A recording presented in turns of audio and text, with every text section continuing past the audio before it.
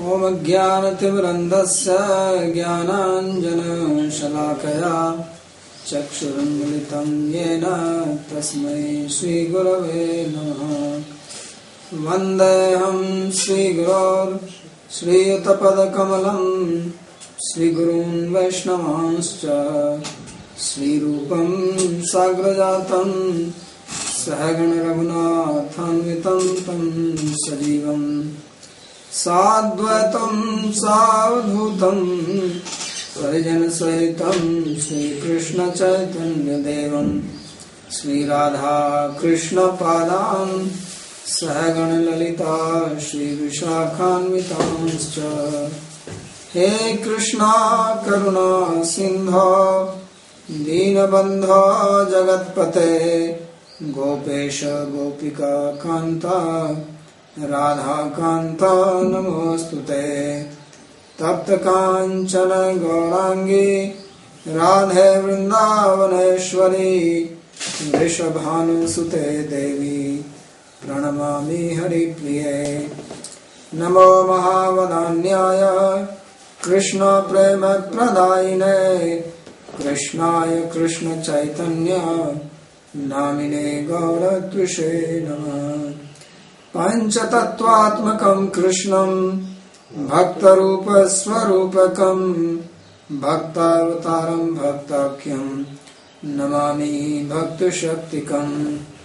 श्री कृष्ण चैतन्य प्रभु नित्यानंद श्री अद्वैत गदाधर श्रीवासदि गौर भक्तवृंद। हरे कृष्णा कृष्णा कृष्णा हरे हरे हरे राम राम राम हरे हरे। जन्माद्यस्य तन्मयादितरतश्चार्थे सुविघ्नस्वराट् तेने ब्रह्म हृदय आदि कवये मुह्यन्ति सूरयः। तेजो वारिमृदां यथा विनिमयो यत्र त्रिसर्गो मृषा धाम्ना स्वेन सदा निरस्तकुहकं सत्यं परं धीमहि। नारायणं नमस्कृत्य नरं चैव नरोत्तमं देवीं सरस्वतीं व्यासं ततो जयमुदीरये। Reading from Srimad Bhagavatam, 4th Canto, Chapter 7, verse number 6. So we read how Brahma, accompanied by the priests, sages and the demigods, approached Lord Shiva and supplicated him and requested him to bring the sacrifice back in shape and bring Daksha back to life.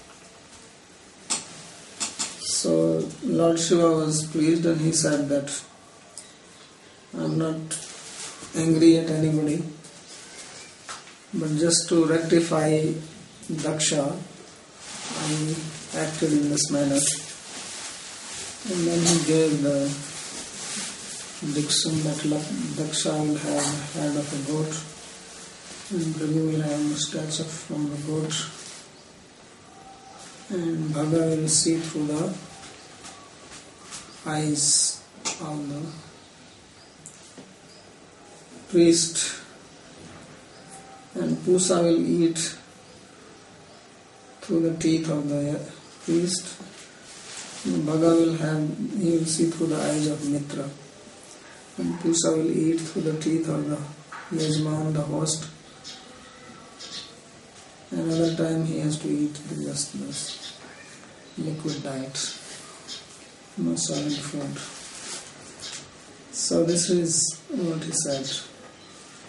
So now Maitreya is speaking. Maitreya Vacha, Maitreya said, Tada sarvani bhutani shrutva minustamoditam paritushtatma bhistata sadhu sadhu iti yatha brahman. Then all the beings who were present there, when they heard the desire of Lord Shiva, the statements what he has said, then they were all very satisfied and everybody said, well said, sadhu, sadhu. everybody appreciated Shiva's demeanor.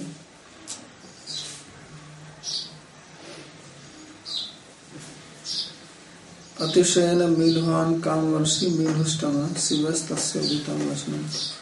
Shiva is called here as Midhavan, means one who gives the rain of desire, fulfilling desires.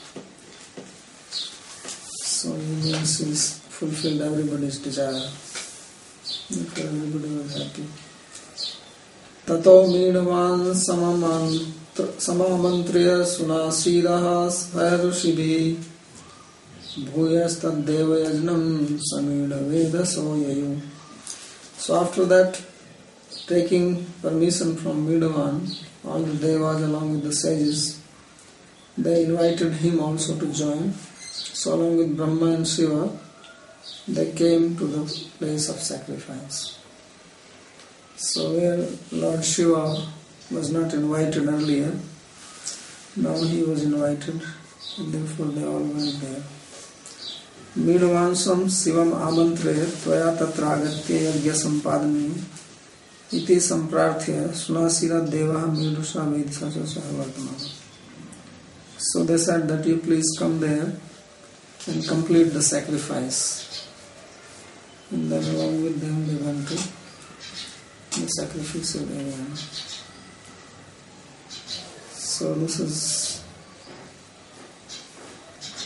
the outcome of this whole episode, that there was truce, everybody got together, and all the animosity was removed. Vidhaya kartsnena tadyadaha bhagavan bhavaha sandadhukasya kayena savniya prashoshiraha. So after coming there, then Lord Shiva, he said that you bring the head of the animal which was meant for sacrifice and fix it on the on the body of, or the torso of Daksha.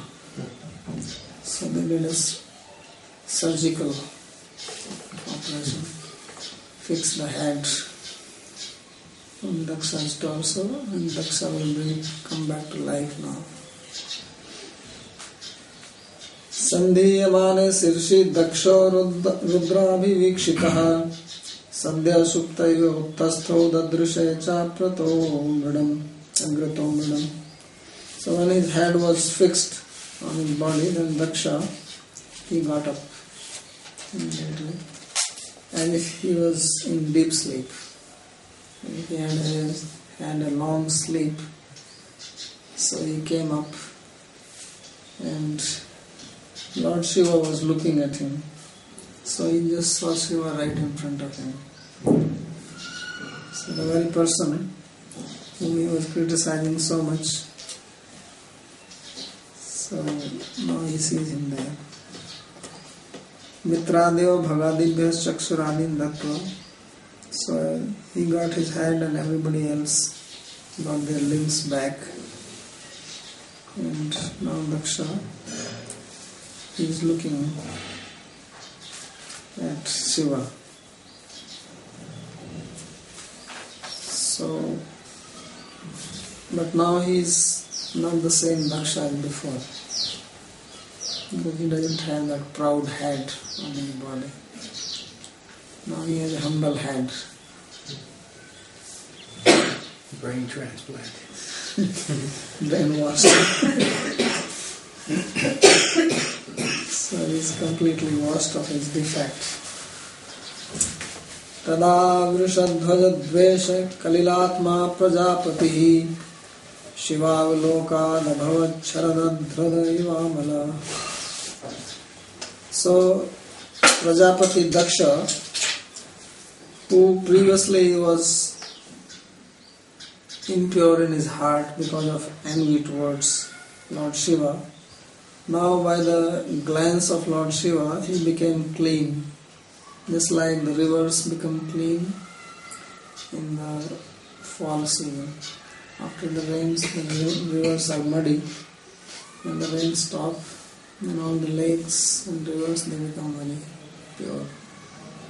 So like that his heart became completely purified. So purification of the heart means when a person recognizes one's mistake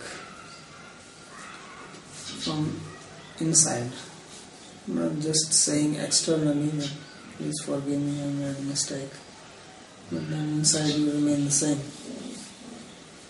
So this is the meaning of purification of the heart, that we recognize our mistake and we don't want to repeat it again, follow the same track. So that's what happened to Daksha. And he understood that he was wrong and unnecessarily he was trying to pick on Shiva for no reason. Actually Shiva is not like that. He is a great person. So now he realized that mistake. So what is the outcome of that? The same person who cursed Shiva, now he wanted to glorify or praise him. So bhavastavaya kritadhir nasakno danuragata atkanthya baspakalaya samparetam sutam smaran. So he wanted to say a few words in praise of Lord Shiva, but he was not able to speak because his throat was choked by the tears in his eyes. Why? Because he was remembering his daughter Sati, who had killed her. So now he realized that what a grave mistake he made, that his own daughter was committing suicide and he was just looking and did not do anything. So now he is remembering that, and because of that his heart, because previously his heart was full of envy and anger, and he was probably happy that she is burning herself, and he was thinking that now I am teaching a lesson to Shiva, how proud he is. But now his heart is changed and he is feeling very emotional about, because he was very affectionate to his daughter Sati. He was said earlier. Kritshrapsastabhya cha manah prema vivlita sudhi sasansa nirvalikena bhavena isham prajapati. So with great difficulty he was able to control his tears, and he was very much under the influence of love. His mind was agitated, but he controlled his emotions. And then he started praising Lord Shiva with pure heart, pure emotions, nirvalikin. There was no deceptive mentality or hypocrisy in his words. Now what he is speaking is coming from his heart. He is not saying it just because he wants to please Shiva and get some benefit. But he's going to speak what he actually feels. So he's now remembering what Sati has said about Shiva. Because she had said that how Shiva is so great. Because earlier Daksha had criticized him that he is impure, he is surrounded by all these people, ghostly beings, does not follow any Vedic culture, no sacrifice, all these things he was saying. But now he realizes what Sati said, that you don't understand him, he is so great and he has opulence which is hidden and it is beyond the reach of people like you. So now he understands the true position of Shiva. So that is the benefit he got from this whole episode. So in this sense, this was a blessing of Shiva on him. Although it looked like a punishment, but it is a blessing. Because now he has realized something which he would have never realized before. And he would have continued to commit offenses and then suffer in hell for extended period of time. But now because he has realized this fact, he doesn't have to go to hell, he is forgiven. So this is the benefit he got, and this is the blessing. So blessing is that when one gets proper inspiration in the heart, as we read earlier that in yesterday's class, that when a person is inspired in the heart to do the right thing, when one gets proper intelligence to make proper decision, then that is the blessing of the God. Otherwise everybody is under the influence of Maya. And under the influence of that Maya, then one remains wandering in the material world.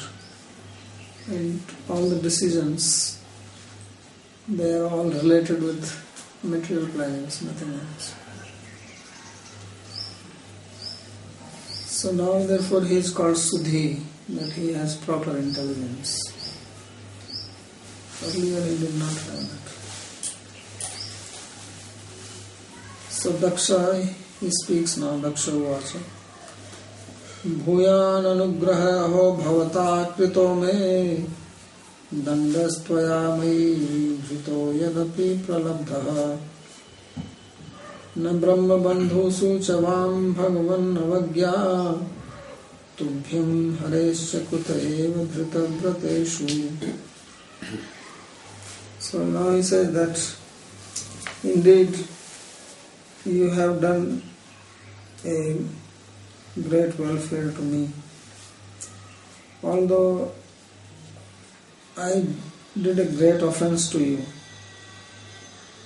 but in exchange of that, or in response to that, you have instructed me by this punishment, and therefore this is a great blessing.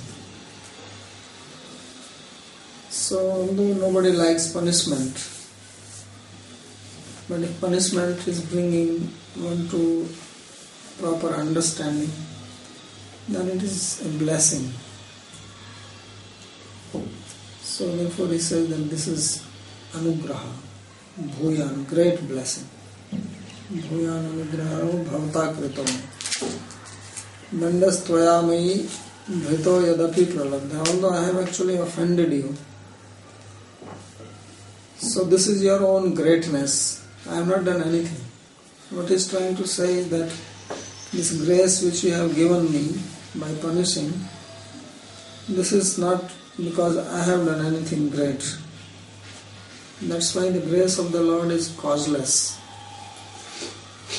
It is not because something has caused it. Daksha did not do anything to get this grace. Actually, he does not deserve it. But still Lord Shiva has given his grace to him.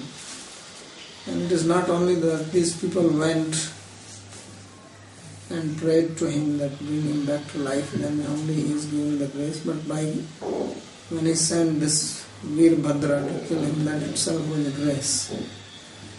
Because then only he got glorified. So why he says, Na Brahma Bandhu Chavam Bhagavan Avagya Tubhyam Haresya. He says, you and Lord Hari, both of you never disregard Brahmanas. Even those who are not qualified Brahmanas. Because Lord Krishna is also called Brahmanya Deva. And Brahma, of course, is the father of the Brahmanas. Because Brahmanas, originally, they were meant to give knowledge to the society. Their purpose, their job was to study the Vedas and teach to others. And that is the greatest welfare for humanity, to give proper knowledge. Because people are suffering out of ignorance, ajnanam, avritam jnanam. So as Krishna and Arjuna asked that why is that a person is forced to act wrongly. So Krishna says, Kamesa, Krodhesa, Rajoguna, Samudbhava, Mahasano, Mahapapma, Vidhinam, Varinam. That it is only this Kama, born of Rajoguna, which creates this problem. And this is Jnana Vijnana Nasana. It destroys the knowledge of a person and good discrimination. When somebody is under the influence of a desire, particular desire, then one loses proper discrimination.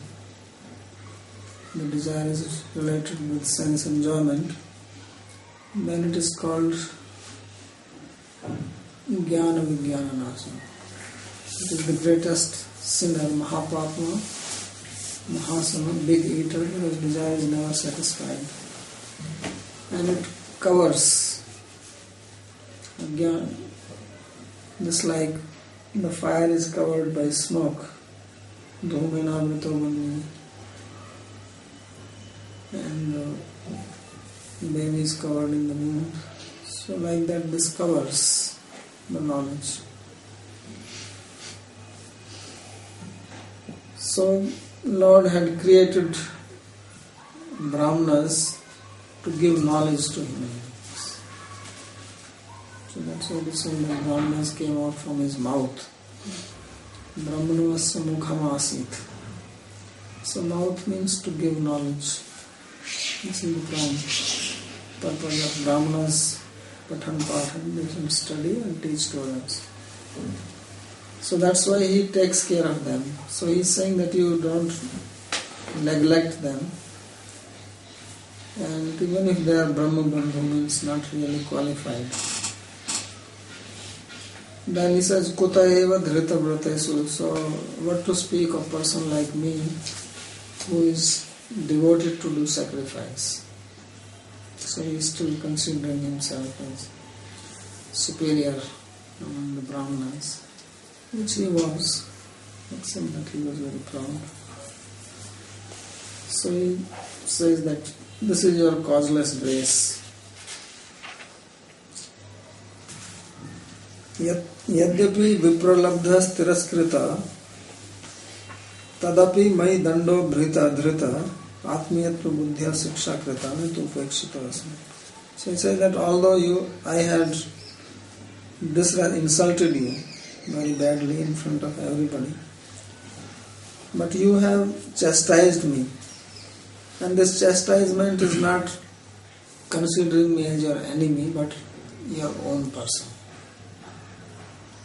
So if you live in your family, then sometimes you get angry on your family members and you may speak harshly.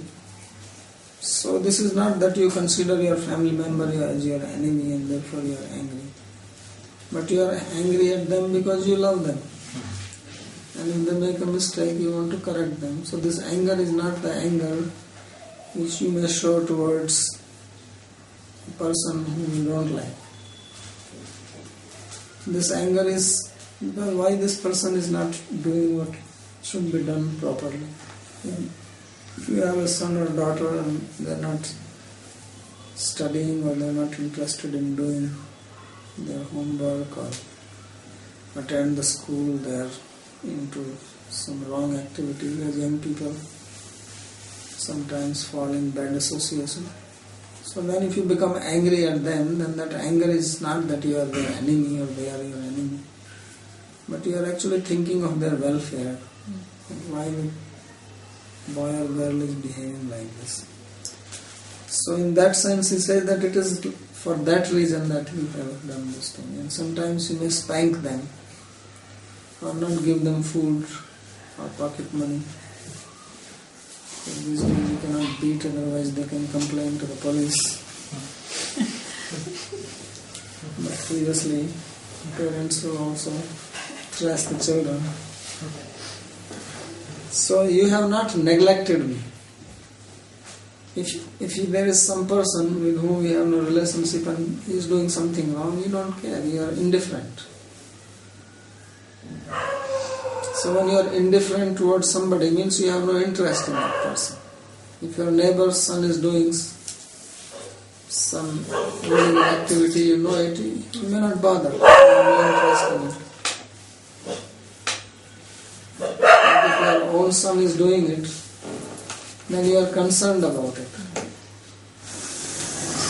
So why you are not concerned when your neighbor's son or daughter is doing something illegal? Because you are indifferent. So therefore he says that you are not indifferent to me. I did something wrong, you cut off my head. That means you care for me. Because I was speaking nonsense from this head. So you remove the head. Cut the tree from the roots. Then there is no thorn. If there is a thorny bush, then one is that you cut the thorns, another is that you cut the bush itself. No more thorns. So he said that I was misusing my tongue and my head. So you removed it. And now you have placed another one. So he said, this is your grace. That's why he said that you have not neglected. Why is this? He says, this is indeed proper for you. Because of your own grace on the Brahmanas. Brahmabandhu Sucha, Brahmana Bhaseshu Tugyam Pravesyanti Vamavadhyam. Even those who are not good Brahmanas, you don't neglect them. So, what to speak of me? Can I say? Yes. He's considering himself. In other words, he says you don't neglect even unqualified brahmanas, Yes. but he's not putting himself in that category. No. He says so. You don't neglect unqualified brahmanas. What to speak of brahmanas like myself, dedicated to yoga. Right. So he's still speaking in that tone. Yeah.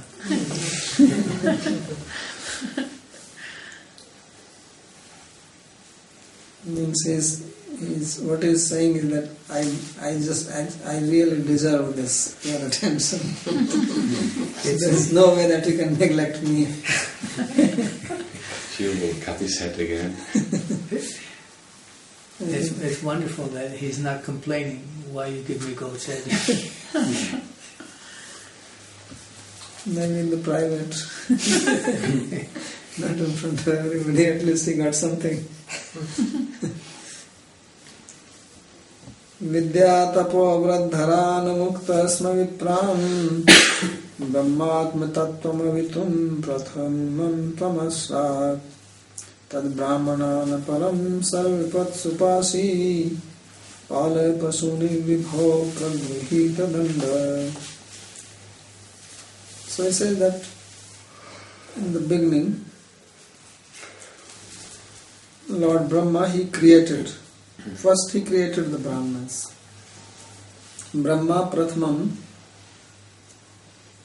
Muktah Vipran Ashrag. So that is the first creation. Darwin says that the first creation was some amoeba, and then slowly we evolved and came monkey, and then human beings. And in the human beings also in the beginning they were not very cultured human beings. So now we have become the most evolved cultured human beings. But here it is said that the first most cultured people were created, and now we have become degraded. So we are not evolving, we are devolving. Because evolution cannot happen by itself. devolution can happen by itself. If you don't manage things, then chaos happens naturally. But if things are chaotic, they don't get arranged by themselves. So how things can improve by themselves? It's not possible. That's the second law of thermodynamics. Yes. So entropy is always increasing. That is thermodynamic side. So therefore the system here is that first Brahmanas were created. And why did he create them? He says Atma Tattvam Avitum, to protect transcendental knowledge. Because if the transcendental knowledge is not there, then humanity is lost. They are like animals, fighting like cats and dogs. You read in the newspaper all the time. So where is the evolution? Evolution is in the knowledge, not that we can now eat with fork and knife. That is not evolution. What do you do after eating? That is important, not how you eat it. There was one priest, he was sent from England to Africa to preach. They were going missionaries. So he went and he was wandering in the forests of Africa. And then there were tribal people, they saw him and they caught him. So they were cannibals, eating human beings. So they brought out their drum and they were dancing that now today we are going to have a good dinner. Everybody gathered and this guy, he is looking around. He was talking and he came to know that the chief of them, he actually went to Oxford and he studied there. So he said to them that can I talk to him? He thought this guy is Oxford educated, so maybe I can put some sense in his head. So he said, yeah, no problem. So they brought him to the village chief. He's sitting in his big seat, and so he talked to him and he said, I've heard that you have studied in Oxford. And he said, yes. And he said, and you think that you are going to eat me? You eat human beings? He says, yes. So he says, what about this education? Did not have any effect on you? He said, yeah, it has an effect. Now I eat with fork.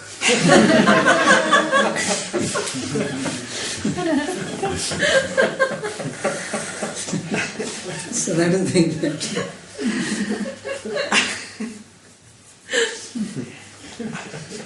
So human beings are human beings only if they have transcendental knowledge. Otherwise, jnane hina pasubhi samana.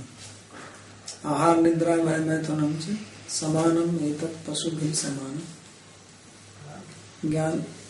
Jnanam hitesham adhiko vishesho jnane hina pasubhi.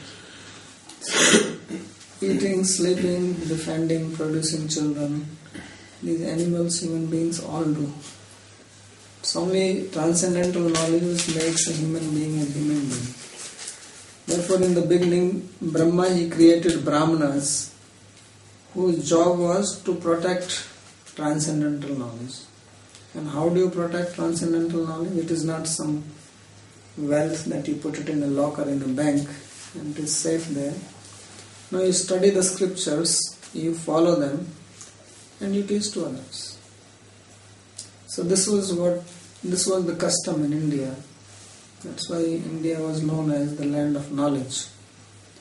That one class of people, they were dedicated only for this. They don't have to do anything else. The society will support them for this reason. Because this is the best welfare. You can give food, cloth, charity to people, but what do they do after they have eaten and have a nice dress? So we already studied in the story of Bhagavatam, he's saying that there are two defects of wealth. There are many defects. In Bhagavatam, 16 defects. But he was talking about 2 defects.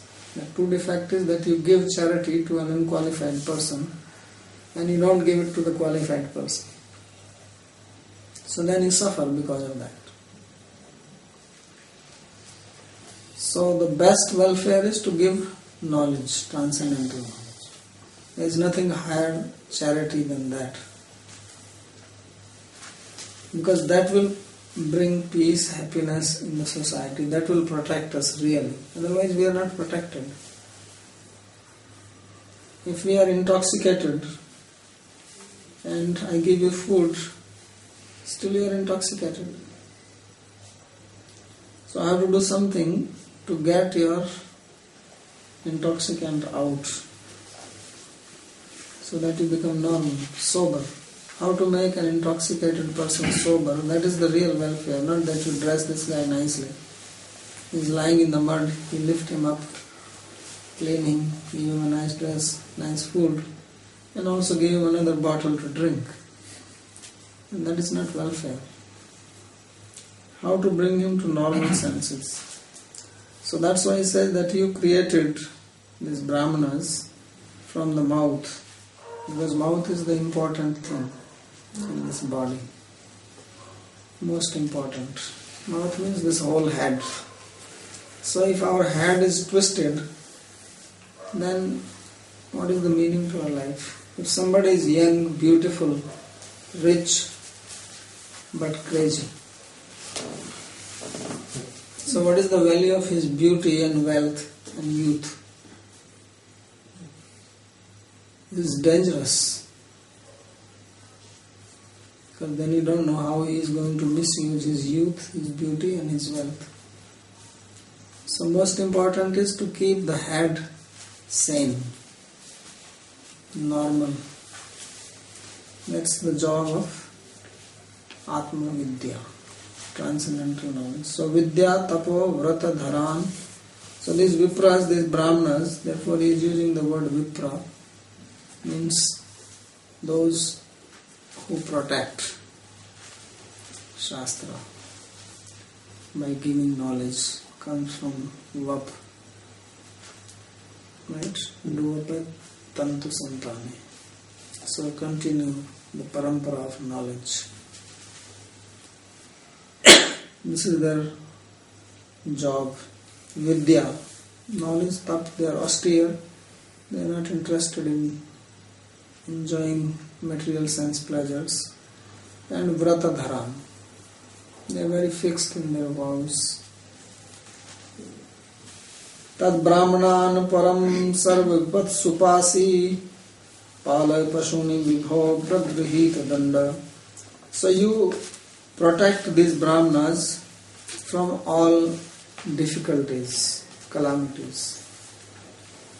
Just like a shepherd or a cowherd may protect the animals with a stick. So you know that these sheep, they have the habit of following the leader. You have seen that? You have seen the sheep, flock of sheep, there is one in the front, everybody goes.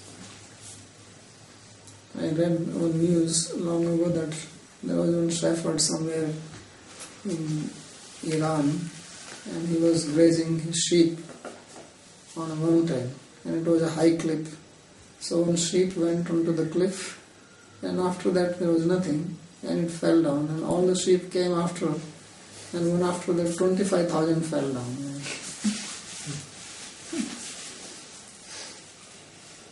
So what is the duty of the shepherd? That with the stick to stop them. Because they don't know what they are doing. They are going to fall down and die. So like that, if Brahmanas are doing a mistake, then he says that you protect them by even if you have to hit it with a stick.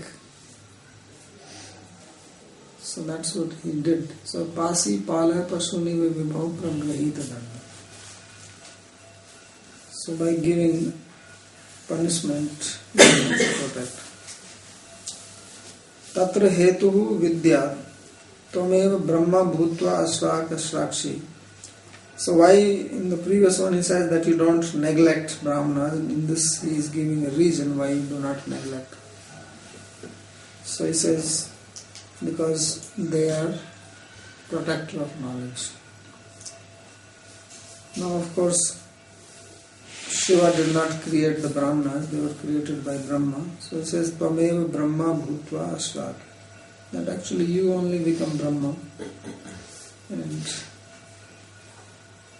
you create Brahmanas. Yadva Brahma Vedam At Tattvancha Rakshitum Tattasmat He Parma Pasuniti Asmakam Pasutvam Taupasiddhati. Or he is saying that here Brahma means the Veda. So, and that is the source of Atma Tattva, transcendental knowledge. And you protect that by creating Brahmanas, and you also protect us, the Brahmanas, if we are doing something wrong. So therefore he said that just like the shepherd protects animals, so we are animal and you are the Lord of the animals. That's why Lord Shiva is called Pashupati. Pashu means animal.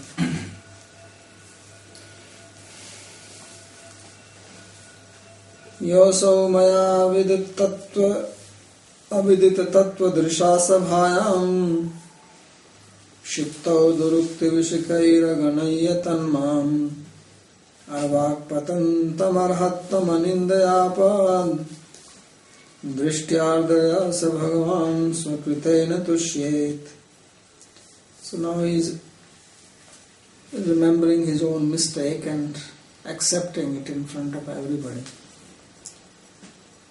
So this is also a way to become free from an offense, that you accept it publicly, and especially to the person against whom you have done the offense. So he says, Yoso maya avidita tattva drisha sabhayam, that I do not know your real standard, status, your real nature, your essence, who you are, and therefore out of ignorance I hurt you by shooting arrows of bad words in the assembly, sabhayam, in front of everyone. So he says, please disregard all that. And you have not disregarded, you have already disregarded all that. And you have protected me from going down to hell because of your criticism.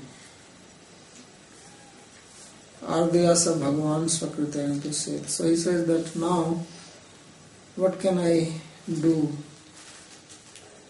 in response to that? You have done such a great favor to me, so how can I reciprocate or pay back to you? So he says that there is nothing. I am like a child or like an animal. So you please be pleased with your own good nature. You just feel happy by doing welfare to me. I have nothing to give you. So this way he is now showing his true humility, that there is nothing he can do. Swakritena tushyet. It's like Lord Krishna says about the gopis, Neparihem nirvadhi samyujam Brahma yashapi, that even if I live the lifespan of the Brahma, I cannot pay back the debt of the gopis, the love they have shown to me, and let them be pleased by their own good nature. So he felt helpless.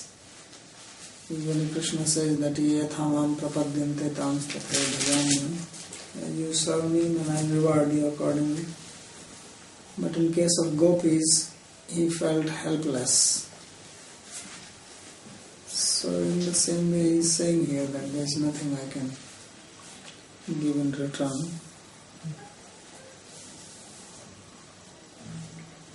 Etat pratyupkartum na shaknomi ityaha. I cannot repay your debt. I'm unable to do that. He speaks this verse. Yaso bhavan avidat tattva jnanena tatraskaranam viganaya vastu buddhyana ganitva. What is the upkar, welfare he has done? He says that I spoke such harsh words to you, not knowing your real nature, and you have completely disregarded that. And aravagadha patantam kripamritena ardya drashtyapata. You have uplifted me by your merciful glance, I who was falling down. Anyatha mama narkad uddharo na bhavishyati bhava. Otherwise, I will suffer in hell, and there will be no way to uplift me from there. Swakritena paranugrahenaiva tushyeta. So you remain happy, satisfied by your own good deed. So this is the nature of love. Love is not demanding anything in return. When you love someone truly, then you don't demand that I did this for you, now you have to do this for me. Love is its own reward. You feel happy just by doing service out of love. Because love means doing service to the person you love. You feel happy just by pleasing that person. And you don't ask for any other reward. That is the nature of love. Love is made of this characteristic, that it works like that. Love is not a beggar. Love is a donor. It just wants to give, and it feels happy by giving. Those who are real generous people, they feel happy by giving. It's like people feel happy by taking. You also feel happy by giving. This is also a symptom of love. Dadati pratigranati goyam vakyati prachati bhunkte bhojeti chaiva sarvedam priti lakshana. 6. Where is the love manifest? That you give out of love and you also accept in love. You speak in love and you also ask in love. You give food in love and you accept. So you feed the person you love, and if that person gives you food, you also take. So this is exchanges of love. And how people who have love, they exchange with each other. So love is not asking anything in return. Just happy, just like a mother who is taking care of the baby. So she is not doing this service to the baby that now the baby is going to give me something. Nothing. She is just happy to do that. A little smile on the face of the baby and her heart is just pumping. So he says that you be happy with your own loving act. Natu tattosha karanam kimapi mayi asti. There is no cause in me that I can satisfy. That's why Lord Shiva is called Ashutosha. That he is very easily pleased because he is full of love for people. So then Maitreya said, Chamapevam samidavansam brahmana chanumantritaha karma santanayamasa sopadhyaya ritvigadibhi. So in this way, after asking forgiveness from Lord Shiva and then taking permission from Brahma, he began performing the sacrifice. So then he called all the upadhyayas and the ritviks, the priests, and asked them to gather all the material again, get everything together and begin the sacrifice. Vaishnavam yagya santatyai Trikapalam Dvijottamaha Prodasam Nirvapan Veera Sansarga Shuddhaye. So he says to perform this sacrifice for the pleasure of Lord Vishnu. Then he got Purodas. Purodas is made from barley and rice. And Trikapalam, there are 3 mud pots put in that. And Nirvapan, and this is cooked. Veera Sansarga Shuddhaye. So first they have to do the purification, because these associates of Lord Shiva have made everything impure. You know that they were even passing urine there. So first it has to be made clean, because Lord Vishnu, he likes cleanliness very much. So you have to make purification. Sopadhyay Ritvigadi Anuvartyamasa, he called all the various types, 4 types of Ritviks are there. Vaishnavam Vishnu Devatakam Nirvapan, and the sacrifice was for Vishnu. And Viranam Pramathadinam Sansargikrit Dosha Shuddha. The place was polluted by the Viras, these heroic associates of Lord Shiva called Pramatha. Andvaryuna Attahavisha Yajmano Visham Pate Dhiya Vishuddhya Dadhyau Tatha Pradurbhudharihi. So then he took this havis, this samagri, this material, in the hand of Vidura, Andvaryuna, by the Andvaryu. Then Dhiya Vishuddhya Dadhyau, and with the pure mind they started concentrating on Lord. And as they did that, then immediately Lord became manifest again. So he was manifest. Tadasva prabhaya tesham dhyotiyantya dishodasam Vishnu teja upanita sakshana stotra vajana. And then by his own effulgence he was illuminating all the directions. And as if he has stolen the brilliance of all the people standing there, he appeared there on his carrier Garuda, who had 2 wings, and when Garuda flaps his 2 wings, then it is chanting of the Vedic mantras. Samveda, which has 2 divisions, Brihad and Rathantar. So Attahavisha Dvaruna Saha He Vishampate. When Daksha, he took the havi, the material for sacrifice, in his hand along with the priests, and He Vidura Tatha Dadhyau. As soon as they meditated on the Lord, he became immediately manifest.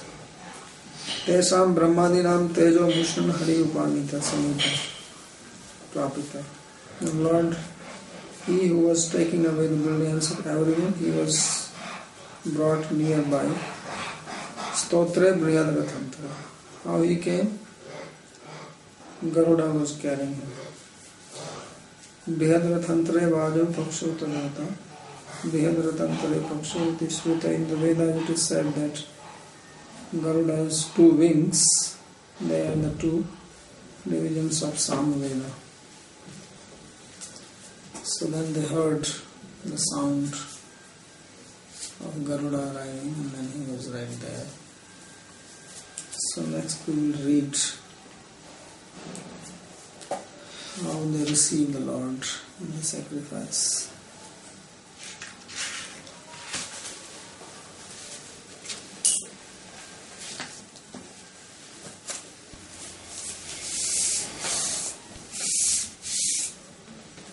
Pure mind means without any other desire.